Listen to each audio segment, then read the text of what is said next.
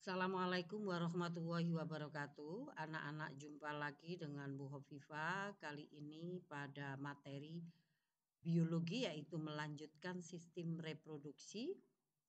Hari ini adalah embriogenesis. Apa itu embriogenesis? Embriogenesis adalah proses pembelahan atau perubahan zigot menjadi embrio. Bagaimana mekanismenya? Ketika sel telur dan sperma bertemu, maka jadilah zigot. Zigot ini dari satu sel menjadi 2 sel, 4 sel, 5 sel, 4 sel, 16 sel, 320 sel, 64 sel, sampai terjadi segerombolan sel tanpa rongga namanya morula. Kemudian morula ini akan berubah menjadi blastula. Blastula ini terdiri dari 2 lapis, yaitu namanya adalah lapisan sel yang luar ini tropoblast, kemudian yang kedua adalah inner cell mass atau massa sel bagian dalam. Ada satu rongga namanya rongga blastosul. Setelah itu, dari blastula ini akan berubah menjadi gastrula yang memiliki 3 lapisan. Lapisan luar disebut ektoderm, lapisan tengah disebut mesoderm, lapisan dalam disebut endoderm. Ini tetap ada rongganya. Ini gastrula. Setelah itu akan jadi embrio. Ya.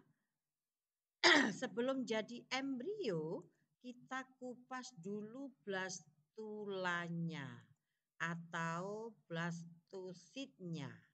Tahapannya disebut blastula, selnya disebut blastosit. Diperhatikan, ini perkembangannya.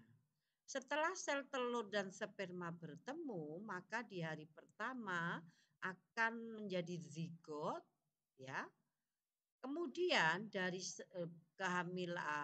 hari pertama pada saat terjadi embriogenesis menjadi 2 sel, hari kedua menjadi 4 sel, hari ketiga menjadi 16 sel, tentunya yang lebih banyak lagi 32, 64. Ini awal morula, segerombolan sel. Pada hari keempat sampai terjadi morula yang sudah matang. Setelah itu menjadi blastosit. Blastosit ya. Sekali lagi blastosit punya 2 bagian sel. Bagian yang luar disebut troploblast. Bagian yang ini yang dalam disebut inner cell mass atau massa sel bagian dalam. Ada rongga namanya blastosul. Di hari ke-6 maka sampai dilanjutkan hari ke-7 sampai 10, maka blastosit ini turun ke rahim atau uterus untuk terjadi implantasi.